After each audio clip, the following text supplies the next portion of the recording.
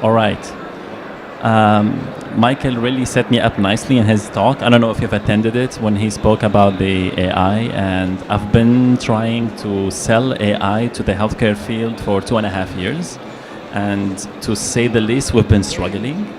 And it's not just us. I've noticed that a lot of other companies, between startups and even the big companies like Google and IBM, with their amazing AI efforts, they're really struggling to get traction in the healthcare field.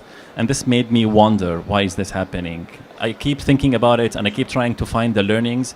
And then a few months ago, I was preparing a talk for an event in Berlin, and I had this insight. When I was preparing for this talk, I looked at a slide, which you will see, that gave me the insight of why we don't see AI in healthcare today. So this is what I'm going to talk about today. So as Michael said, AI is everywhere. You may not even realize what AI does to you. AI picks the right products and books for you. AI picks the right TV shows and movies for you. AI understands your face if you have the iPhone 10. AI understands your voice. AI understands your preferences, your political leanings, understands who your friends are, understands if you're single, if you're married, if you're in a good relationship, if you're in a bad relationship. AI understands far more than you understand about yourself. And it works in the background. We don't see it, but it enables technology to do what it does today, which is amazing. And the question that brought me to this field, which is I'm a dentist, but I've always been working in technology. And only 2.5 years ago that I started going into healthcare, filled with ambition and energy, thinking that I'm going to be the guy who's going to bring the AI to the healthcare field. And then I've started from one roadblock to the next, from one obstacle to the next. And this is what always comes to me, which is, where is the AI in health? Where is it? Why isn't it there? AI, like Michael said, and you can read about it in research papers, AI can diagnose better than doctors. It can read imaging better than doctors. It can explain test results. It can explain conditions better than doctors. It can even prescribe treatments, more fine-tuned, personalized treatments better than doctors. It can manage an existing treatment. It can do so many things better than doctors, and it does all of this faster and cheaper. And again, why we don't see AI in healthcare? First, before I tell you the insights, I'm going to explain the corollary concept that I'm drawing my conclusion from, which is called the Uncanny Valley. I don't know if you're familiar with it. It's a concept in robotics.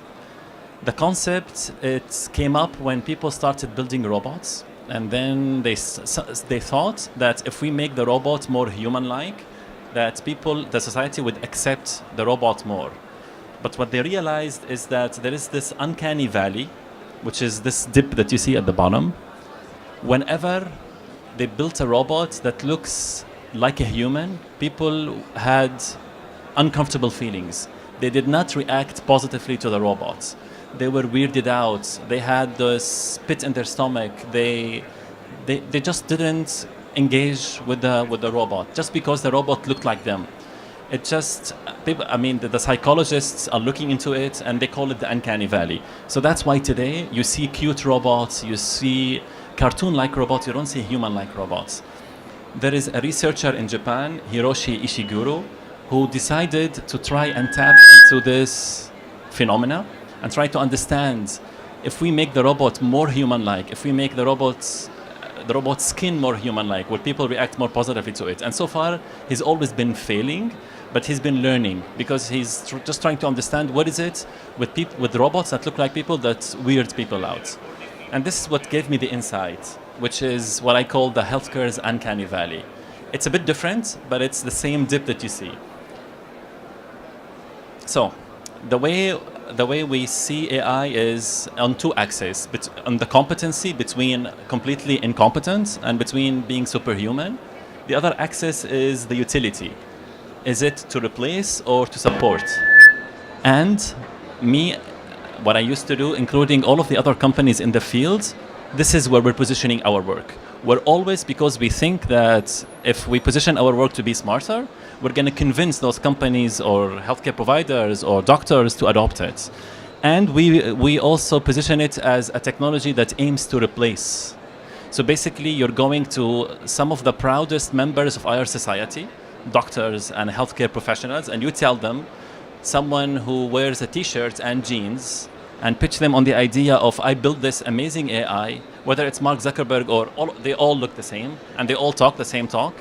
Say that you built the best AI that will replace this doctor that he spent 15 years practicing, and they spent dozens of years building this healthcare organization, and you tell them that you're going to replace them with something that is better than them. So immediately, regardless of what they show you, deep down inside, they immediately shut down and they immediately think that no, this is gonna. They just reject the idea outright. They don't even entertain the idea. They don't even look at the numbers or the validation results or the research. They just think that it just doesn't work. Who would believe that doctors would be replaced? I mean, maybe some technologists would believe this, but doctors certainly wouldn't believe that they would be replaced by technologists. And this is the main reason why AI is really not getting traction in tech, because this is how we're selling it. We think we're selling it the right way, but we're selling it completely the wrong way. This is where we need to sell it. We need to position it much stupider than it actually is. We should not talk about how smart it is. We should talk about how it supports them, which is the other aspect. So instead of us saying that we're going to diagnose something on your behalf, we say that we're going to extract all of the properties that help you with the diagnosis. So basically, we make doctors smart. I'm saying this not because I don't want to replace the doctors. Of course I do.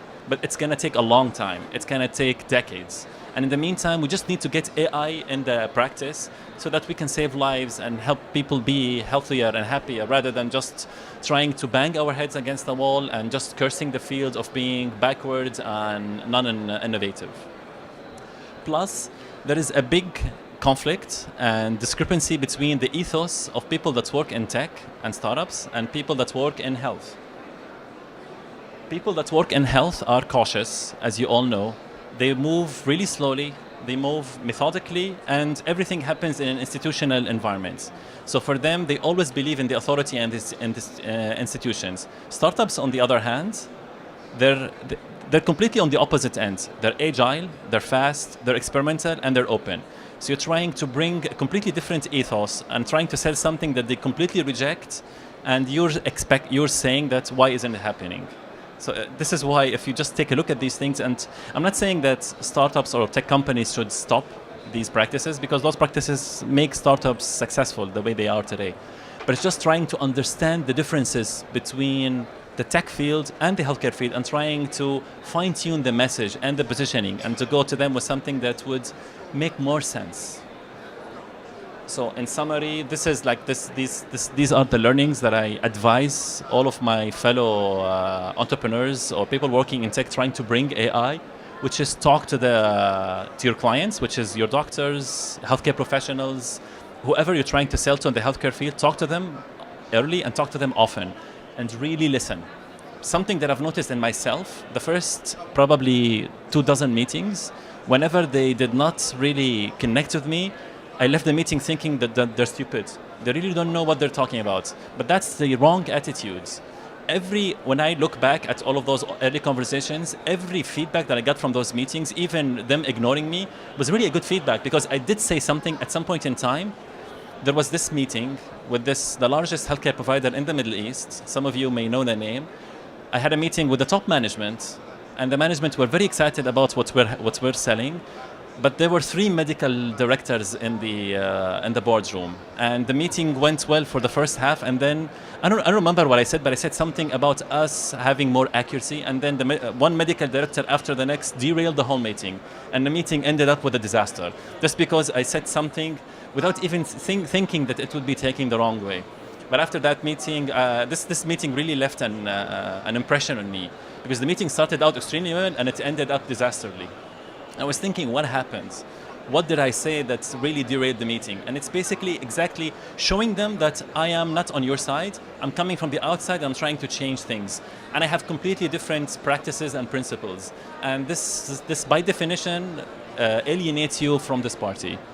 Next which is the part, look beyond the obvious. Don't just look at what they say or how they react. Try to see what they see in you.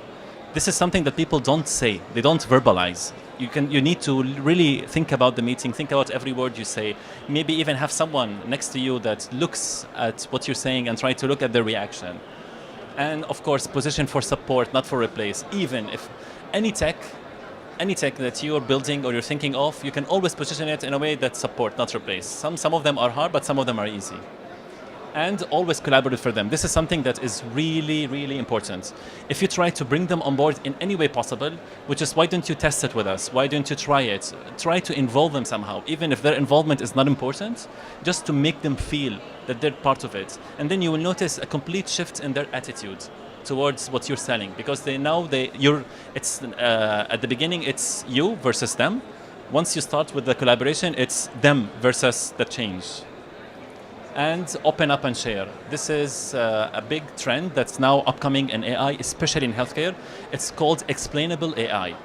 Because most of the AI that I've mentioned earlier, the one that Amazon does, Google and Apple, this is an AI that no one can explain. Even the guys building the AI algorithms, they just cannot explain it. They build an algorithm that just picks up learnings.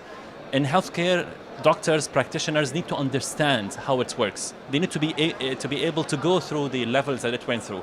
So try as much as you can. Sometimes it's really hard, but you can always try to make it a bit more explainable, to open things up, just to show that you're working transparently and it's not a black box. And that's it. Thank you.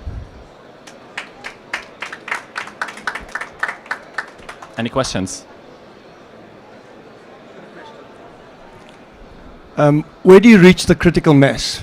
And why I'm saying this is, we've looked at it. I'm from South Africa, so we've partnered with a healthcare funder, and the data that you get from them can be useful. But for small startup companies, for example, one of the avenues are what is the developing, call it line of business, speciality, for example. Where's the growth? You can use the pricing structures to depend or to manage your market that way. But our big problem was the critical mass in terms of where do you get the total procedures, for example, in gynecology, to put together to do the diagnosis? How do you get the people to actively input the data needed? It's exactly by giving them a tool that supports them. So what we say is that we have a tech that analyzes test results. And what we tell them is that if you use it and if you give data to it and you share the learnings, then we can improve those algorithms. And we can provide more fine-tuned, personalized output for your patients and doctors. So, because if you say that I want data to teach my algorithm, this doesn't help them. It's like, okay, that's not our problem. That's your problem. You work on your algorithm. But if you say that I need some data to test and provide a more personalized output for your whatever objectives there are, the conversation changes. The conversation doesn't revolve around data anymore. It's around what's required for you to provide a better product for this specific client.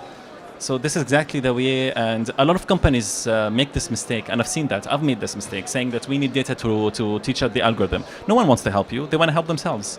So by saying that what we have today has been tested with such and such data points, but if you use your own data, then it can become much more personalized and accurate for your own use case. And you don't make it mandatory. Anything that the best way to sell is by not selling. Anyway, you push any certain point you push on with a client, it's a point that the client starts suspecting an ulterior motive and they start being suspicious. So say that we want data, but don't stress on it, because if you stress on it, then that would make them feel that there is something else in it for you. I hope that answers your question. So technologies like machine learning or chatbots, natural language processing, not really robots, but these technologies, where do you see the adoption in healthcare, and what's the maturity level right now, and how is the path look in future? So the way that I would answer this question is by splitting the AI into two parts, into light AI and deep AI. So the deep AI includes machine learning and very complicated aspects. So all of the work that IBM and Google does with DeepMind in the healthcare field, it's based on machine learning. And this is very complicated, and this is the deep AI part. This is the part that is being challenged the same way that I've mentioned. The chatbots, which is the light AI, it's not that complicated, and you don't need to understand it. And today, as much as you hear about chatbots, they're nowhere where they need to be in terms of real intelligence and deep understanding. They can just take care of simple basic queries, and they're doing a good job. Some of them, they exist out today to diagnose symptoms. So there are multiple chatbots today that can talk to you about how do you feel, You say, I have a pain in my tummy. It's like, do you have fever? So basically just going through basic rules and trying to put a human voice. This technology is in its very early phases, and it's whatever is happening today, it's just experimentational. But within the next few years, it's going to be everywhere. I bet that in 10 years, when you go to a clinic, you're going to be talking to a chatbot. You're not going to be talking to a receptionist. Definitely you're going to be seeing a doctor, but you'll be spending 80% of your time with the machine talking to you, and then 20% of the time with the doctor looking at whatever the machine couldn't figure out. All right, thank you. Baher, thank you very much. So we heard a lot about artificial intelligence, technology is advancing, and how that will impact the way we are delivering care.